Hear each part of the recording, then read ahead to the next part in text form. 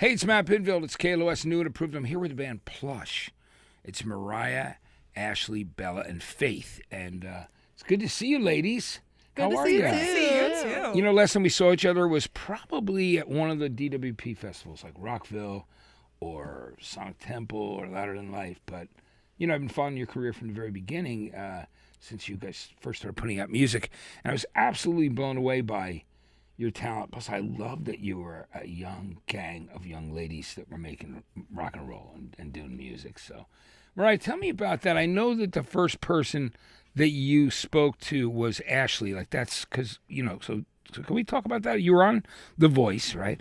When you were about 16 and produced by my friends Audrey Morrissey and them that I used to do a TV show with. Oh, really? Yeah, Audrey and I, we used to do a show called FarmClub.com with like Jimmy Iovine and Dre, Eminem, everybody in the world played on it. So I hosted this show. And I worked with her at MTV too, and now she's done The Voice from the very beginning. But, you know, it was a great place for a launch for you. But you wanted to be in a band, right? Like you tried this solo thing, but you decided you wanted to be in a band. Tell me about that. Yeah, I think it never felt right. When I was growing up, I always looked up to bands. Those were my, I always just kind of saw myself being in a band. And then, when I met Ashley, it was like, it just felt like right, like we instantly clicked. The chemistry was there. We jammed and it was just flowing. And then we were like, all right, screw it. Let's do this. I think it's great. Ashley, what about you? When you picking up the bass and everything, what was the thing that drew you to that when you were younger? I guess it started when I was 5 years old. I had an amazing opportunity to sing on Ace Frehley from Kiss's solo record, Anomaly, on the track A Little Below the Angels, which was crazy because I was 5 and I didn't know anything about being in a studio environment, but it was really the main thing that drew me into music. I was just blown away by the whole experience, being in a studio, being in a professional music environment. And after that experience, I would go to school and I'd draw little pictures of myself with like a microphone or a guitar and say I wanted to be a musician when I grew up. And I went to School of Rock when I got older, played the guitar for a bit. They wanted a bass player, but they didn't really have a lot of girl bass players there, so they asked me if I wanted to, and I said I probably had a bass at home, and I ended up having one because my dad's a guitar player. So then I started playing the bass, and then eventually it led me to meeting Moriah. That is really cool. I love that you guys met and realized you were like-minded and wanted to do rock band and everything. So, Bella, you got to tell me about the whole thing with answering the ad, because I love the story about how it came full circle through Lzzy Hale, like that. She'd reposted it, and Lzzy has always been such a champion of young women in rock and women in rock, because I used to go see her. I remember when she was a teenager, and I was there watching her with her mom, like literally in Pennsylvania and Delaware, like watching her when they were starting out, her and AJ. So, and she sent me a picture, I guess like last year. She goes, here's a picture of you and my mom watching me when I'm like 16. And so it was really cool, So tell me about that. I mean, when you saw that ad, were you a fan of Lizzy's and Hailstorm? Yes, Hailstorm was one of my favorite bands growing up, and one of those, especially as a guitar player, just such a female icon. For me, it was all my influences were men, with the exception of Nita Strauss and Lzzy Hale. And so, of course, I followed them on Instagram, and it was the funniest coincidence of, during COVID time, and I was going to like Berkeley online, and it was the first week of like college orientation, and literally the same day as my first day of school I found that ad. So I had reached out to Moriah's manager immediately, just introducing myself, and even just, through looking at their socials, you could see like so many similar influences and like the range too of, from like Ace Frehley to Aerosmith to like Hailstorm, Evanescence in this moment.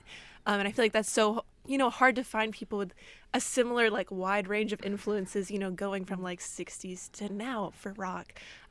So yeah, I kind of could already tell like some similarities. So I reached out, and I think literally by the next day I had sent in like an audition tape, and a couple weeks later I drove down to New York, and we all started jamming, and it was crazy. Just personalities and playing wise, just the chemistry was instant, and think too like same sense of humor just right off the bat, and it's like very funny, to just kind of come across that off social media, and then less than a month later it's like, all right, you're in a band and we're shooting our first music video, and having all these rehearsals and all these big like plans in the works already. It was kind of just like flick of a switch, totally different career kind of coming out of left field, and I'm just super thankful for the whole ride so far. It's been crazy. I think it's great, and I love the fact that you've had family members that your family is very supportive and of your dream and getting out and doing what you want to do, and it's such an important part of everything. I think it's great. Faith, tell me about joining the band and how you discovered them. Were you a fan first, and tell me how you ended up meeting the band. They actually found me on social media just through my posts of drum covers. And I was reached out to come to New York to do an audition. And the first show we played together was the New York State Fair. And after that, I got offered to do the tour with them where they were opening for Alice in Chains. And, of course, who wouldn't accept that? And it's been history since then. Yeah, it's amazing. I mean, you guys have opened for so many great people. But I love the fact that you also say that you love music from the 60s all the way up. I mean, because there's so much great music out there, right? I mean, that's the thing that's really cool. And I have to ask you, Ashley, so you mentioned about singing on the Ace Frehley record. That's really exciting. You said your dad was also a musician. What was the connect there with the thing with Ace? So my dad actually met him a very long time ago. My dad is a guitar player. He used to be in a band with Mike Starr from Alice in Chains. He's jammed with Ace a couple of times. He just has been playing guitar for a long time, and he's still in a band now, but they've been friends for a very long time. I remember growing up, Ace would come over to my house, and he'd be so big and tall in my doorway coming up my stairs, and then they would go motorcycle riding together. So that was really cool just to be around that all the time growing up. Yeah, I mean, I think that's great. I love Ace. He was He's on the the show best. recently, and I grew up loving Kiss, so He's super sweet, Yeah. such a genuine, down-to-earth, cool guy. One of my favorite people. yeah, he really is great. That's so cool. You're on that record. I'm going to go back and listen to it, which I think is great. So let's talk about the last EP that you released in the very beginning of this year, which is great. Find It Beautiful. You worked with Zach Malloy, right, who's a very dear friend of mine. Zach and I have known each other since I gave, he was in a band called the Nixon. So back in the 90s, I gave him some, a lot of support through MTV and through radio when MTV was a music channel. So, but I love Zach and those guys from the Four Horsemen and all those dudes that work together. Tell me about working with them on this record and why that was a decision. Tell me how that came down, Moriah. Working with the Four Horsemen was great. I mean, honestly, they are super, super down-to-earth guys, as you just said. Yeah. And it was great to work. We went down to Nashville. We spent was it a week, I think? A week, right? Yeah. Yeah, we spent the week in Nashville, and then we just kind of, their process is so chill. We each just kind of went in and did our parts and then hung out. We ate a lot of tacos at Velvet Taco down the street. But they're just really great to work with. They're so much fun. They're so amazingly talented, and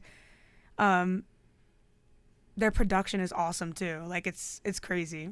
So Yes. it was a lot of fun working with the Four Horsemen. Yeah. And I hope we get to do it again. That's great. I mean, and so on the EP, I love your cover of Barracuda.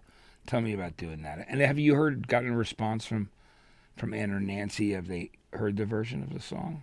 I'm not sure. I don't think so, but it was just a really fun process. I think the reason that Barracuda's on there is because it's obviously Ann and Nancy are absolutely legendary. When you think about female rock, but also just Ann, I think, has one of my favorite voices ever. And I always really looked up to her. So I thought it would be a cool, way to pay homage, Yeah.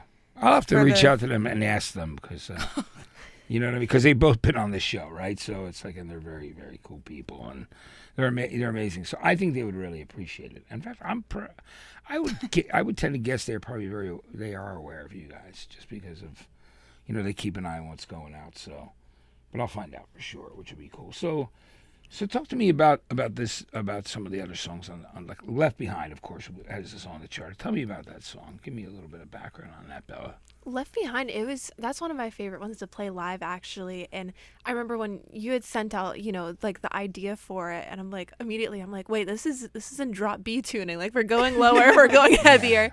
I love it. It's kind of one of those, unifying songs, of there's such a great community within rock and roll of especially growing up, we all in high school, middle school felt like we didn't fit in and didn't, fit the mold because we weren't listening to all the same artists our friends did, and we're always, for me, I was always in my bedroom playing guitar, so something like We Are the Left Behind was something we all really resonated with.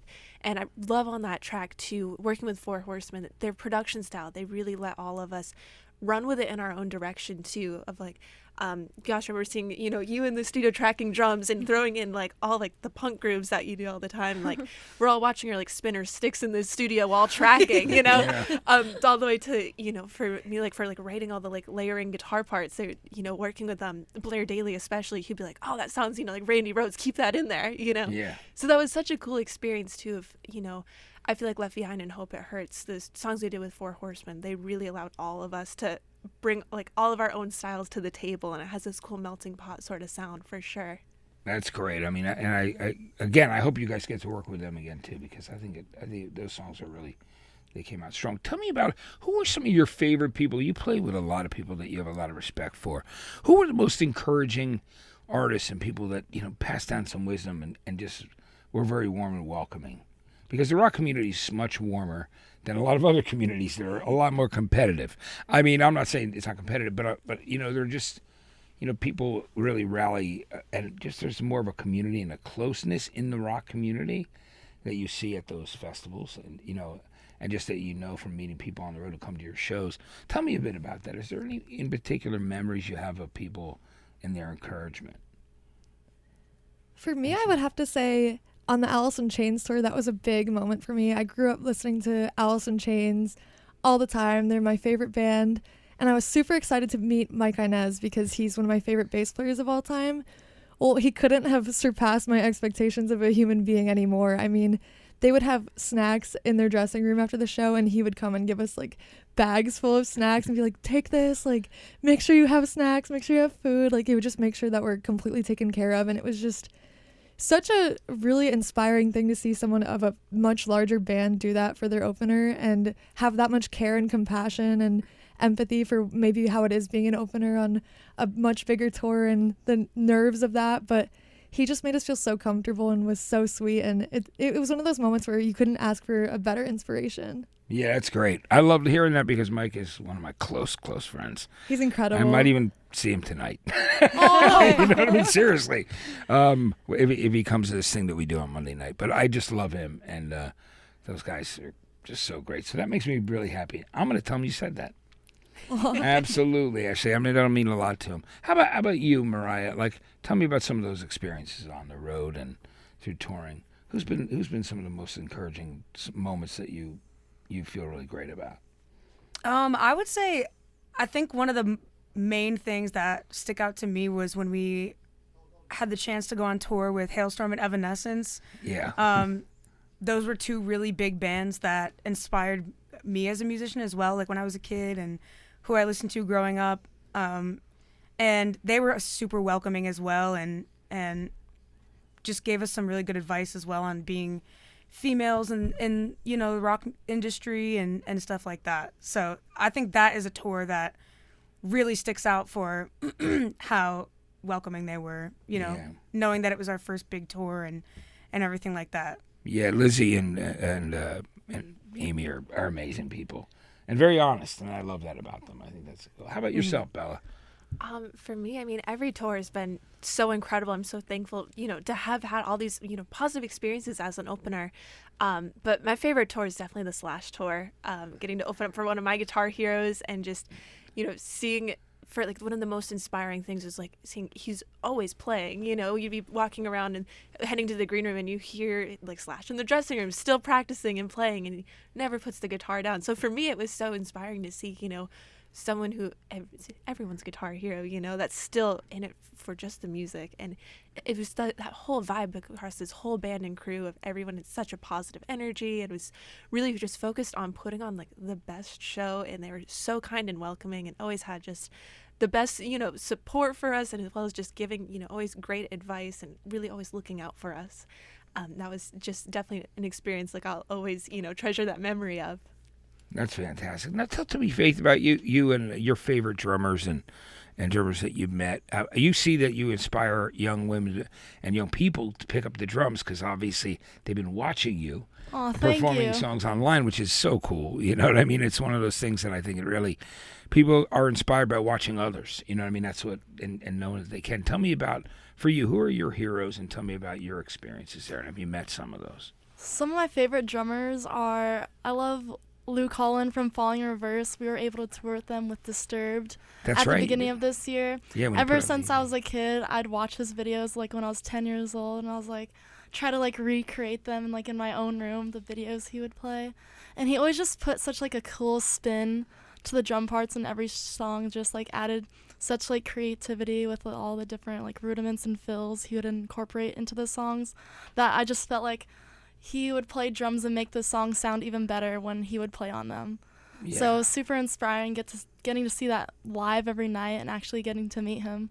That's great. He's such a nice dude too. Mm-hmm. He's really cool. That's awesome. I love hearing that. So ladies, this is great. You're touring right now. You're doing the Whiskey tomorrow night, and you've been on the road. I know you. I think Lubbock, Texas is coming up, and the reason that stood out for me is because of Buddy Holly. Like I got the Buddy Holly thing in my head. You know what I mean? I see Lubbock, I'm like immediately think of Buddy Holly because he was one of the one of the pioneers certainly. But I mean, have you guys enjoyed doing your own headlining tours? Have been fun. Yeah. It's been a Yeah. blast, and it's such a cool, shift going from every tour we've done in the past as an opener, and it's always a lot of fun. But going from playing, your 30-minute set to the shows, however long we want to play, it has been really cool. I feel like everyone just having more of that chance to really develop a bigger show and a bigger production, and especially too playing these club shows and having that intimate interaction with crowds coming out for us is, I feel like, such just an interesting thing for all of us to wrap our minds around. The whole first leg of the tour, I'd be on stage and I'm like, this is the first time, you're here and the people are here for us, whereas like it's usually that dynamic of you're opening and you're trying to win over whoever's there for like the legend you're opening for. So it's so cool seeing that dynamic shift for sure. And I honestly, since we've been working our way out west, like all of the Texas shows in Phoenix, it's been just the best energy and some of my favorite shows we've played as a band. So I absolutely cannot wait for the Whiskey. That's great. Agreed. That's fantastic. Ladies, I know you're going to do some songs for us, so I'm really excited to have you here. But I wanted to also say how great it is to see you. And I'm excited about you guys being on tour and that you're finally on the show here because it's something I've wanted to have you guys do for a while. So, yeah, because I started playing you during the pandemic, and I know pretty well. I was like, when your music first came out, I was trying to figure out where you guys were from because I was like, no, not from LA, and somebody said New York. So, where are you guys? Are all from different area, like somewhere around that area, right? What about yourself, Ashley? Are you? I'm from New York. Yeah. And how about you, Moriah? I'm also from New York. Yeah, New York City. And Bella, you're from up north. Yeah, I'm from Maine. Yeah, that's cool. Like near Portland. I'm from across the country, Arizona. Arizona. See, but that's great though. I mean, music is the thing that brings people together from all different areas to start a band. But I just want to tell you what a pleasure it is to have you in, and now we're gonna have you guys perform. all Thank right? you so thanks much for for having having Thank Thank us. you you. so much for having us. Awesome to have you guys. It's Plush, and don't forget to check out their EP and their album. And we'll be seeing them on the road again soon. Thanks so much, guys. I appreciate it. Thank you. Ashley, Thank you for Moriah, having Bella, us. and Faith. And the band, of course, is Plush. We'll see you soon.